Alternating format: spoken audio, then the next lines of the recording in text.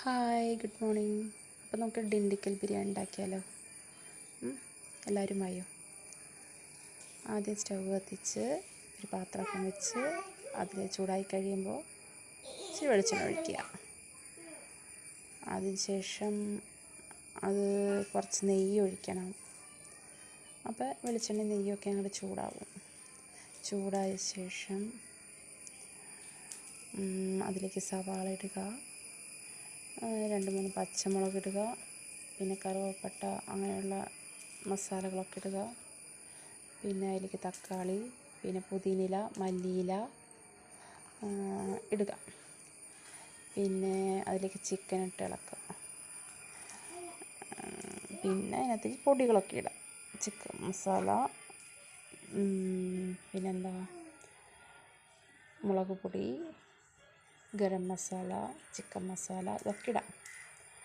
എന്നിട്ട് ആവശ്യത്തിന് ഉപ്പിടാം. എന്നിട്ട് നന്നായിട്ട് തിരുമ്മിയിട്ട് ഇളക്കി യോജിപ്പിക്കണം നന്നായിട്ട്.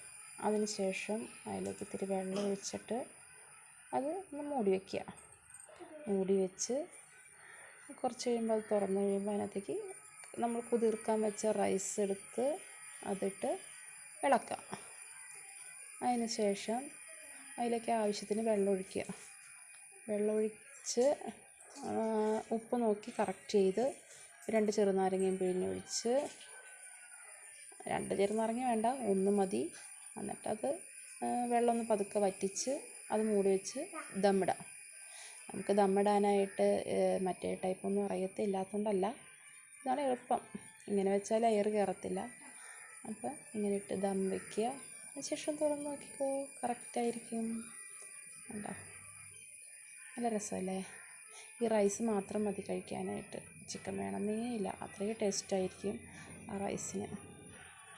ഇതാണ് നമ്മുടെ ഇന്നത്തെ ഡിണ്ടിക്കൽ ബിരിയാണി, അല്ലെങ്കിൽ തലപ്പക്കട്ടി ബിരിയാണി എന്നും പറയും.